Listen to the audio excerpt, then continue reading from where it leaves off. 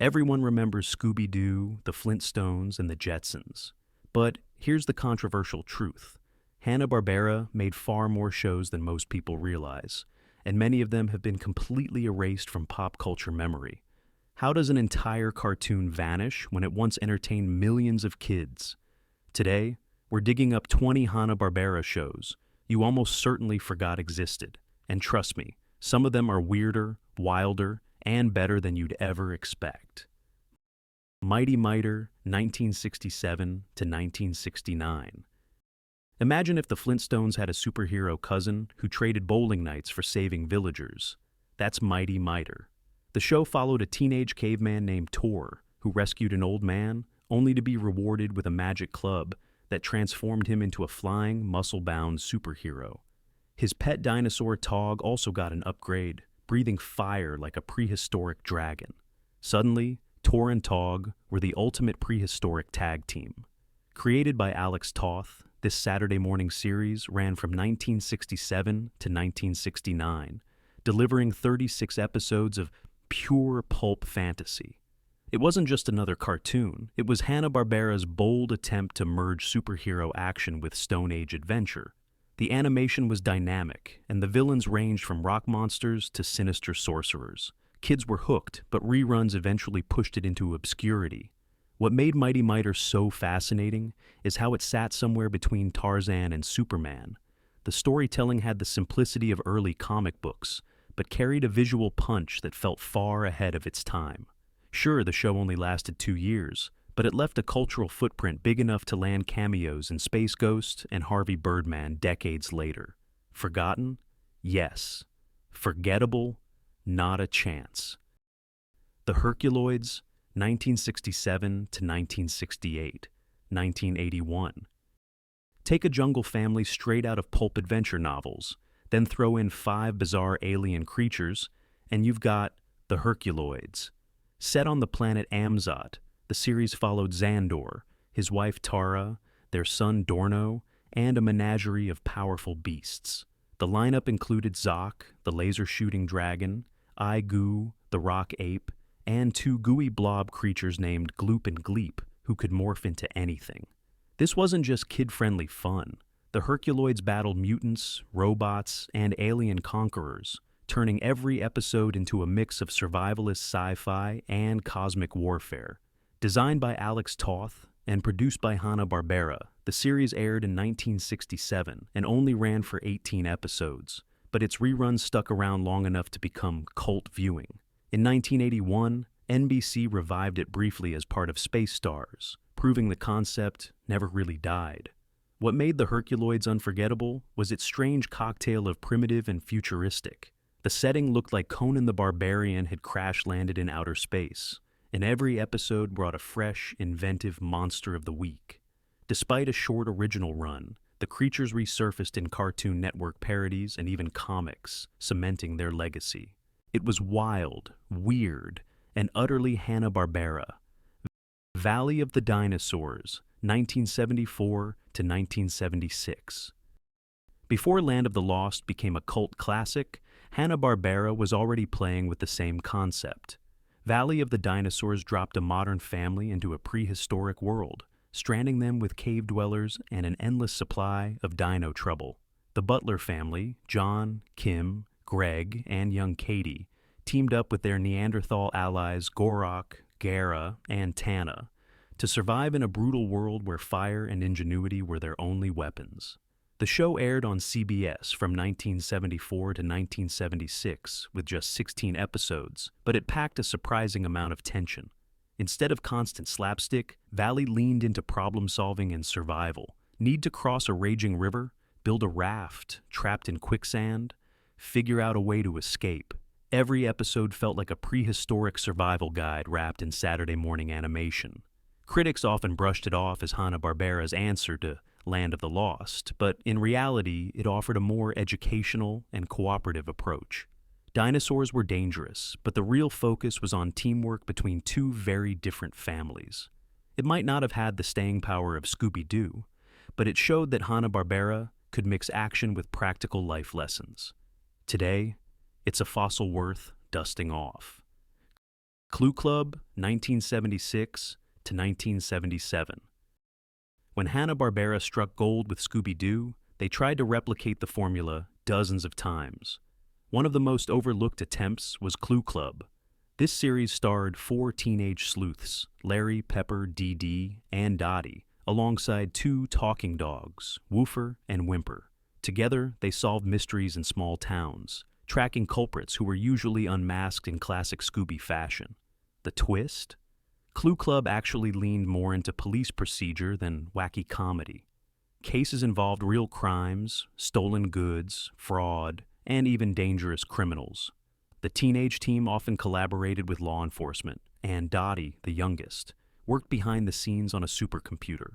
While Scooby and the gang stumbled into clues, the Clue Club methodically pieced things together, giving it a slightly more serious edge.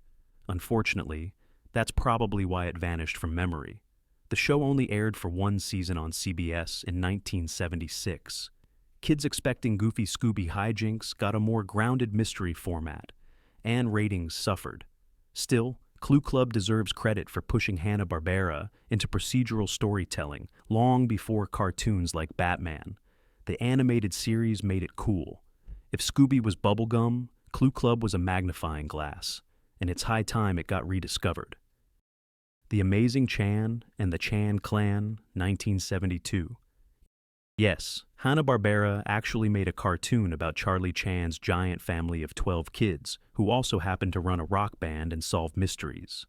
The Amazing Chan and the Chan Clan aired in 1972 and featured the famous detective leading his musically inclined children on globe-trotting adventures. Each kid had a unique skill, from gadget making to disguises, and together they cracked cases while rocking out. The series was ambitious, maybe too ambitious. With a cast of 12 kids plus Charlie, the show often felt overcrowded, characters blurred together, and episodes juggled mystery plots with musical interludes. Voice actors included future stars like Jodie Foster, but even that star power couldn't save it. After just 16 episodes, the series quietly disappeared. What makes it fascinating today is how Hanna-Barbera mashed up their 2 biggest formulas, mystery solving and rock bands, into one chaotic package. It was like Scooby-Doo crashing into the Partridge Family at full speed. The result was messy, but undeniably unique. Forgotten by most viewers, The Amazing Chan and the Chan Clan remains one of Hanna-Barbera's boldest experiments, and one of its strangest casualties. Inch High, Private Eye, 1973. If you thought Sherlock Holmes had it tough, imagine being 1 inch tall and still trying to solve crimes. That's exactly the bizarre premise behind Inch High, Private Eye. This short-lived Hanna-Barbera show followed a pint-sized detective who used his miniature stature to sneak into places no full-size sleuth could reach. With his niece Lori, her boyfriend Gator, and their St. Bernard dog, Braveheart, Inch High chased crooks with slapstick flair. Aired in 1973 on NBC, the series only produced 13 episodes before vanishing from the lineup. The gimmick was simple. Being tiny gave Inch High the upper hand against criminals. He could sneak into safes, crawl through air vents, and spy on villains without being seen. Unfortunately, the humor leaned more on silly sight gags than clever mysteries, which limited its staying power. Still, the concept had undeniable charm. The main character, voiced by Lenny Weinrib, had a snappy delivery that made him feel like a parody of classic gumshoe detectives. And Braveheart the dog added a goofy sidekick element, making the show lean more into kid-friendly comedy than crime drama.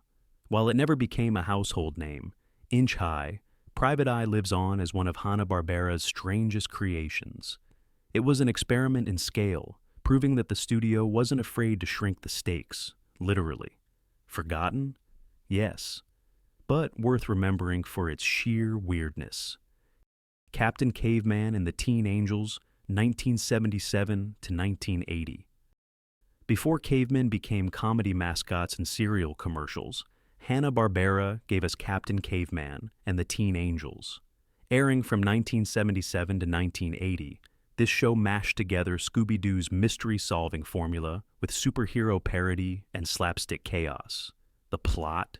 Three teen girls stumble upon a frozen caveman who, once thawed, becomes their crime-fighting sidekick.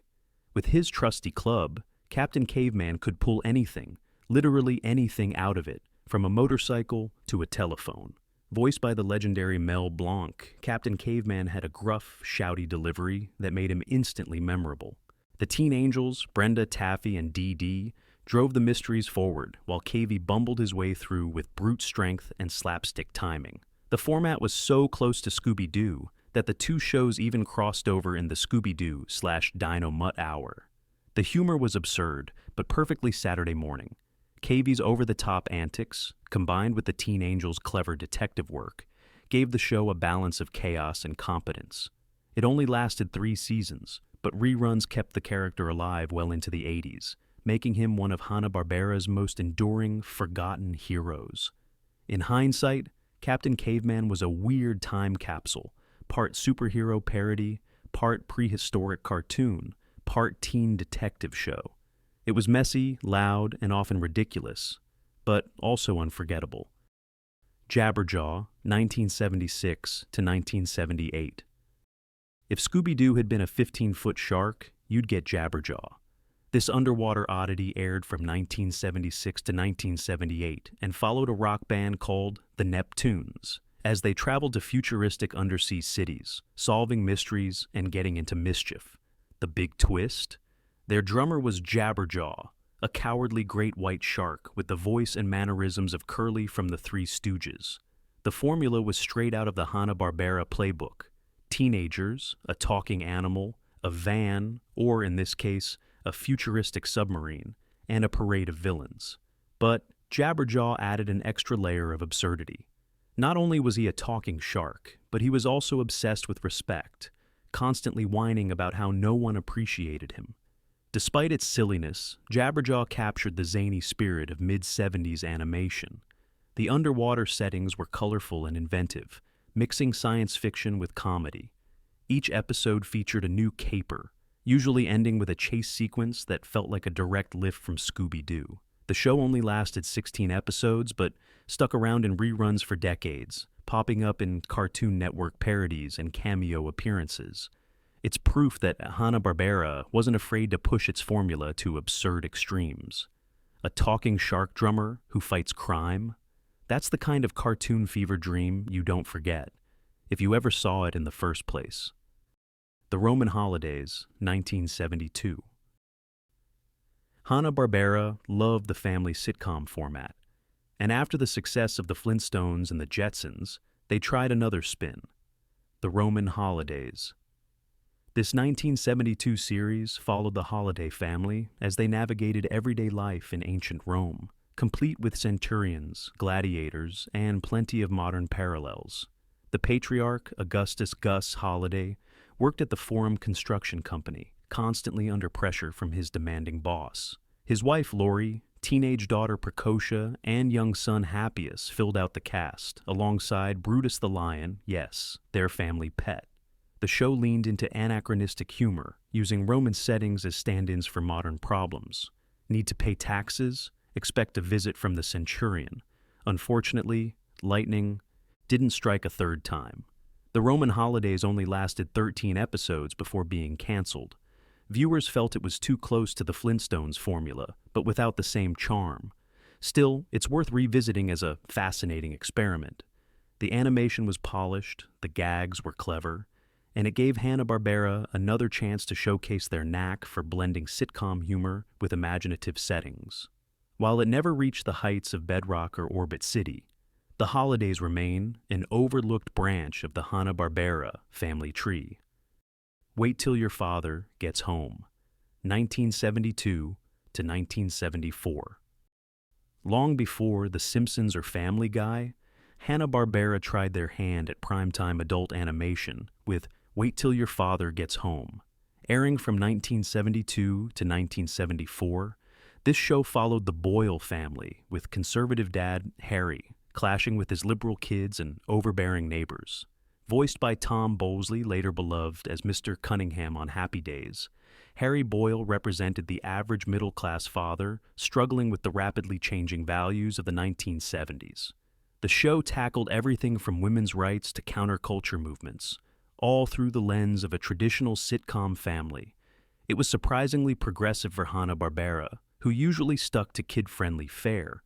The humor was sharp, sometimes even satirical, poking fun at generational divides. In many ways, it was a prototype for the primetime animated sitcoms that would dominate decades later. Despite solid ratings at first, the show's topical humor quickly dated it. After 3 seasons, it faded from memory, overshadowed by the juggernauts of Saturday morning cartoons. Still, Wait Till Your Father Gets Home deserves credit as one of the first animated shows to directly target adults. Without it, there might never have been a path for The Simpsons or any modern animated family sitcom. It may be forgotten now, but it was groundbreaking then. Speed Buggy, 1973. If Scooby-Doo had been a dune buggy, you'd get Speed Buggy. This 1973 series followed Tinker, Debbie, and Mark, 3 teenage adventurers who solved mysteries while traveling in their trusty talking car. Speed Buggy, with his sputtering voice and nervous personality, was essentially Scooby on wheels, right down to the goofy catchphrases and slapstick humor. Produced during Hanna-Barbera's talking vehicle craze, Speed Buggy leaned heavily on the formula that had already made Scooby a hit.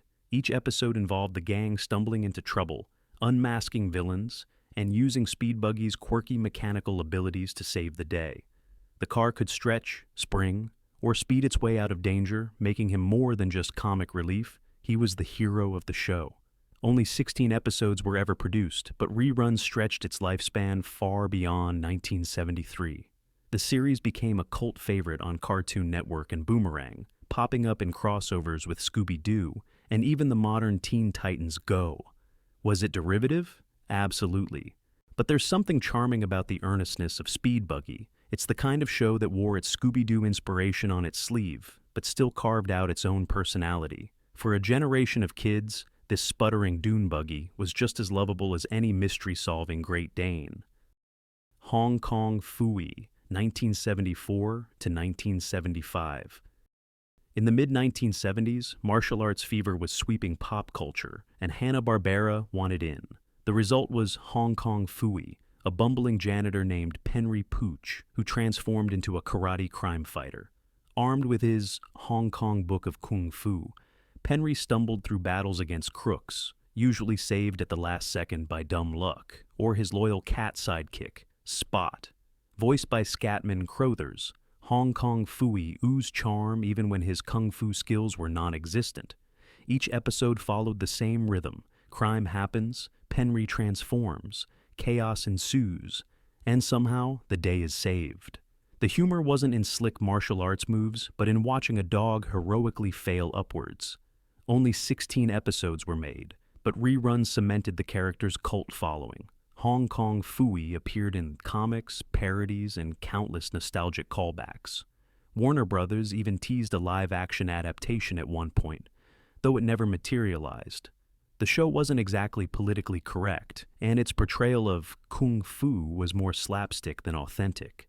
But in terms of Saturday morning fun, Hong Kong Phooey delivered. He wasn't the hero you wanted. He was the clumsy mutt you couldn't help rooting for. Butch Cassidy and the Sundance Kids, 1973. Hanna-Barbera loved merging music and mystery, but Butch Cassidy and the Sundance Kids took it a step further. This 1973 series featured a rock band that doubled as secret government agents. Led by Butch Cassidy, the group also included vocalist Marilee, drummer Wally, and roadie Steffi, alongside their computer dog, Elvis. Together, they traveled the globe solving crimes in between gigs. The setup played like a mashup of The Monkees and Mission. Impossible. Missions came directly from a government contact named Mr. Socrates, who dispatched the band on spy adventures. The combination of pop concerts and international espionage gave the show a quirky identity, even if it leaned heavily on recycled tropes from other Hanna-Barbera hits. Only 13 episodes aired on NBC, but the show's catchy soundtrack and globe-trotting settings gave it a unique energy. It tried to ride the wave of teen idol culture, with Butch drawn as the classic heartthrob leader. Unfortunately, the band's music never broke into the real charts, which kept the show from achieving Josie and the Pussycats level success. Still, Butch Cassidy and the Sundance Kid stands as one of Hanna-Barbera's boldest what-ifs. A spy rock mashup that was too strange to survive, but too fun to forget. The New Adventures of Gulliver, 1968 to 1969. Based loosely on Jonathan Swift's classic tale, The New Adventures of Gulliver gave Saturday morning viewers a taste of high adventure. Airing in 1968, the show followed a young man named Gary Gulliver and his dog Tag as they searched for his missing father. Their journey led them to Lilliput, where tiny people joined forces with Gary against sinister villains. Unlike most Hanna-Barbera shows of the time, Gulliver was serialized. Instead of standalone adventures, episodes followed a continuing storyline involving Gary's quest and the villains chasing him. This gave the show a more epic feel, closer to adventure serials than lighthearted cartoons. The animation style was distinctive, blending Hanna-Barbera's trademark limited movement with bold fantasy visuals. Tag the dog provided comic relief, while Gary carried the weight of a true adventurer's burden. It wasn't as zany as Scooby-Doo or Yogi Bear, but it delivered atmosphere and drama. Unfortunately, only 17 episodes were ever produced, and its serious tone may have alienated some younger viewers. Still, it paved the way for later adventure cartoons that weren't afraid to tell longer, more ambitious stories. Forgotten today, Gulliver was Hanna-Barbera, flexing its muscles beyond slapstick comedy. The Funky Phantom, 1971 to 1972. By the early 70s, Hanna-Barbera had mastered the teens and a mascot solve mysteries formula.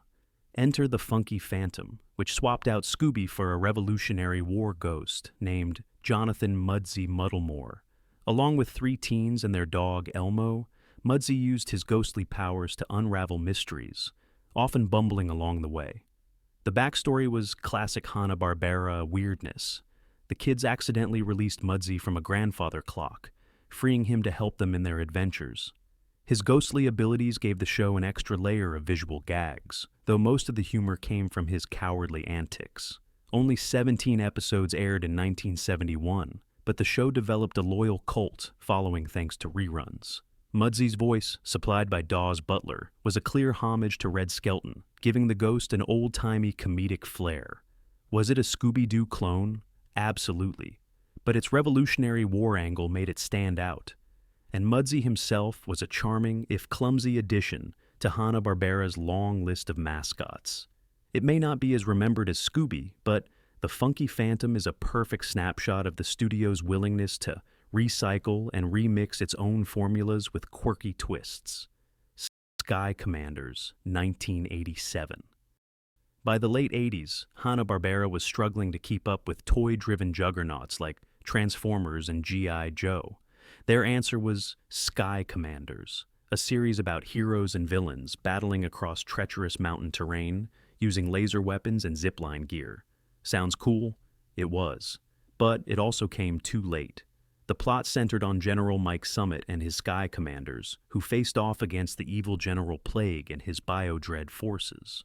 The gimmick was that battles took place across rocky cliffs, with characters using grappling hooks, cables, and jetpacks to swing into action. Visually, it was exciting, gravity-defying stunts and high-tech weapons against a colorful, alien-looking backdrop. The show aired in 1987, alongside a line of action figures, but it only lasted 13 episodes before disappearing. It didn't help that the market was flooded with similar shows, and Hanna-Barbera didn't have the marketing firepower to compete. Still, Sky Commanders deserves credit for its ambition.